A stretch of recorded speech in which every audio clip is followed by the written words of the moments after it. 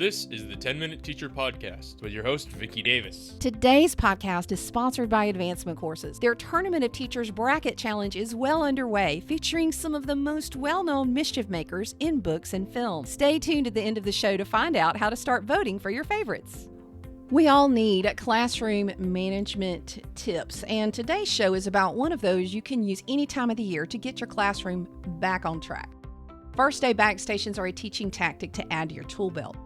First, let's look at the research of why this is important. In a 2021 Harvard University Online Teaching Center article, they said when teachers fail to hook students' attention up front, engagement remains a struggle for the rest of the semester.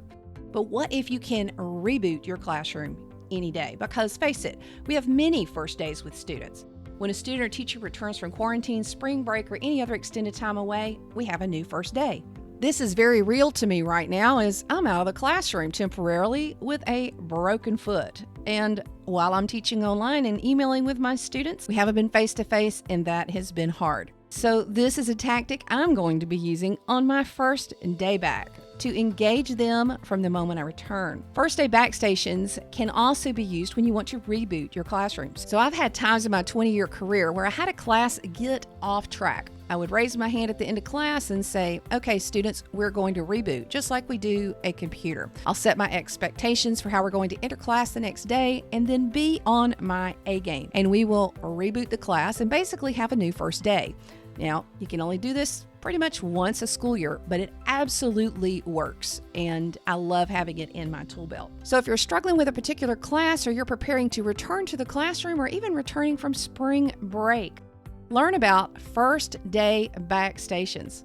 This is episode 772, a classroom management spotlight on first day backstations. Today, we're talking with Angelina Murphy. She's a secondary English language arts teacher based in Los Angeles and is a national board certified teacher and has so many different credentials, including trauma-informed teaching. But Angelina, you've got a strategy that I think is especially important and useful as we teach face-to-face, or we may have some quarantine time and then come back face-to-face, is a way that can connect with kids. Now, you call it first day stations, but it doesn't have to be on the first day. Describe them to us. Yeah, so I frame it as the first day of school stations because that's the first time I do it. However, you can really do it whenever, whether it's in the first few weeks of school or after getting back after a long weekend or the second semester or a long break. But essentially, the goal of stations is to help transition the students back into an academic space, build community, reconnect, and then also do any of the logistical pieces that you would like to do on the teacher end. There are a few stations that I do on the first day. So I do a logistical piece of reading the syllabus, responding to it. So doing a what do you notice, what do you wonder activity on a poster board. We usually have a station that is a community builder of some sort at their group. We do a community agreement station where they come up with behavior norms for what they need from their peers and from me, their teacher, to feel safe and empowered. They do an introduction station where they write all the important information I want to know about them, their name, their pronouns, their interests, and they record a video of them saying their name. So I could use that as a study guide to learn their names and their correct pronunciation. You could do a meet the teacher station. You could do a Google form. It really is sort of breaking down these different pieces to get to know your students, for them to also get to know each other and get to know what they will be doing in class. So I had a friend, Sabrina, who loved to do this method, but let's say somebody hasn't heard of this method. So if they have a Google form, they go to a station, and then how do they know what to do and what is there in that station?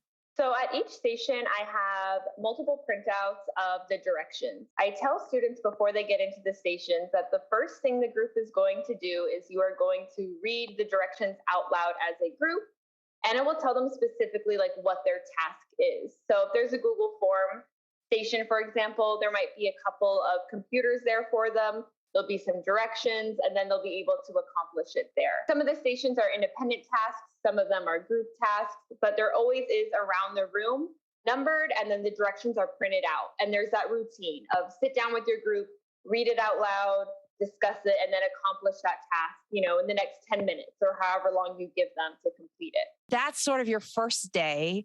How about when you have like a break, or if you have some kids who go in quarantine for a while, how much you modify this specifically with your experience with trauma-informed teaching?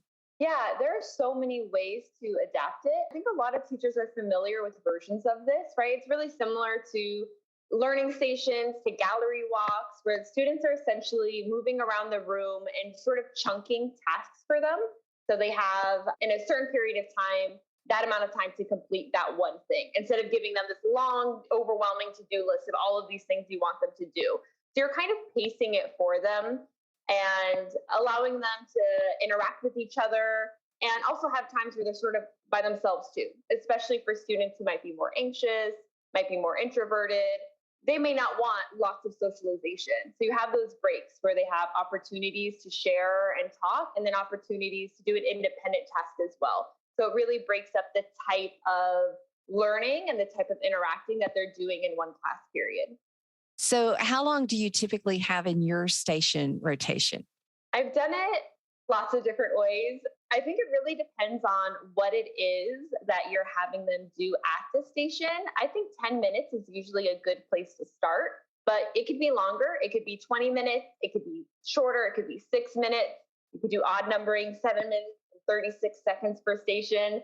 I think look at what your station tasks are and think about which of these tasks is going to take the longest for students. Like, how long do I think that will take them? And then for the other tasks, if there's something you want them to do that is not going to take them as much time, you might want to have like a secondary prompt. Like, if you finish this early, here's something that you can do. But if you don't get to that item number 2, don't worry about it. And you can always adjust as well. Like, I'm always wrong on pacing. I always think that things are going to take way longer or way shorter. So depending on student need, you could always adjust those numbers in the moment as well. So, what are some of the most common mistakes that teachers make when they attempt this station method, especially when they're trying to get kids incorporated back into an academic space? Most common mistakes. Well, one thing I will say, and this isn't necessarily a mistake, but it is something to sort of prepare for, is that stations can be a little bit chaotic. And for some teachers, especially on day one, that may not necessarily be something that's going to be comforting to you. So you might want to consider that as well. But a mistake that I think could be made is not explicitly going over how to do the stations before doing it. I think having those explicit directions and modeling how it's going to work, even if it seems simple to you, is really helpful for students. So by telling them and having this even on the board, step 1, the second you get into your station, read it out loud. Assign this person who's going to read it out loud. Next, have someone rephrase what it is you're going to do. And then 3, accomplish the task, whether it's independent or as a group. And then go through it with them. And also, the first time you're doing station, I like the idea of a meet the teacher station, and I've done something like that before. But I would suggest, especially the first time navigating this, to definitely be circulating the room to help students who are a little bit lost, to help redirect, just like you would in any other class as well. So when teachers try this for the first time, because you have a lot of teachers who are communicating with you about this approach, what are they most excited about, and what do they tell you about their first try? Oh, goodness. Yeah, there's been a really overwhelmingly positive response on Twitter when I first shared this a few years ago. And then I shared it again last year with the digital version. Initially on the first day of school, they sort of do the standard first day of school thing that a lot of us have done, where you stand in front of the class, you go over the syllabus, you introduce yourself, the class rules, and then maybe if there's time, like a quick community builder. But it is more teacher-centered. It's a lot of talking on our end. And it's usually not super representative of the classrooms that we're going to have. A lot of us have really interactive, collaborative classrooms, and the first day doesn't always feel like that. So a lot of teachers have said that they like that it was actually less work on the teacher end, less talking, less teacher-centered, and more student-centered, and an opportunity for teachers to really interact with your students and get to know them in ways that a traditional first day of school sort of lecture doesn't allow. And you still get to make sure that you have those logistical pieces that are important to you. So for me, that is getting a recording of their name so I can learn how to say it, getting the information about their pronouns, what they're excited about, what they're anxious about, what I need to know about them. So you're still getting those important pieces, but you're allowing more playtime on day one as well and more energy in the room. Well, and you want kids to go home. They're going to go home. And I have found that once they've made up their minds about you, they're rarely going to change their mind. So if they can have a positive impression of their teacher on the first day and they go home excited, then they spend the rest of the year trying to prove themselves right, don't they? Yeah, absolutely. And especially for, high school or middle school, if they're going into 6 classes and they're kind of all sort of the same thing, they're probably bored to tears, and this gives them an opportunity to have some movement, have a little bit more discussion. And again, it still accomplishes all of those things that are important to you as long as you incorporate it in some way that day. Now you're back to face-to-face teaching, and this is fall 2021. Have you had to make any adjustments for distancing or sanitizing or anything as you do first day stations?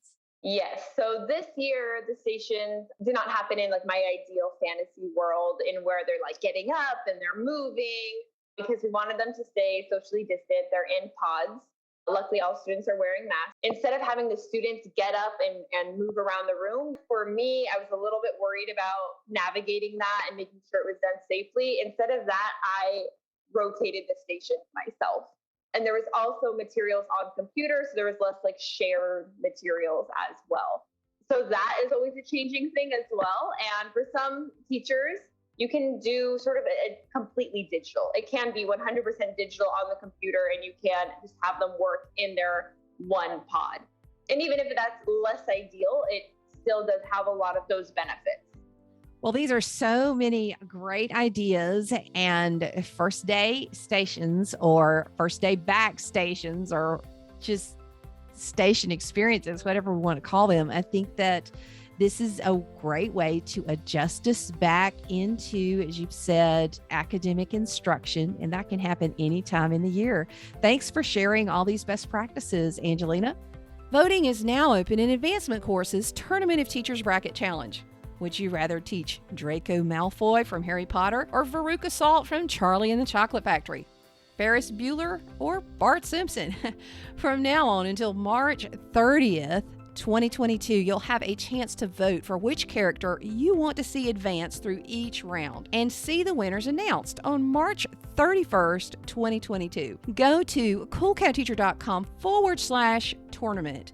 That's coolcatteacher.com/TOURNAMENT to get your votes in and start playing. You've been listening to the 10-Minute Teacher Podcast. If you like this program, you can find more at coolcatteacher.com. If you wish to see more content by Vicki Davis, you can find her on Facebook and Twitter under Cool Cat Teacher.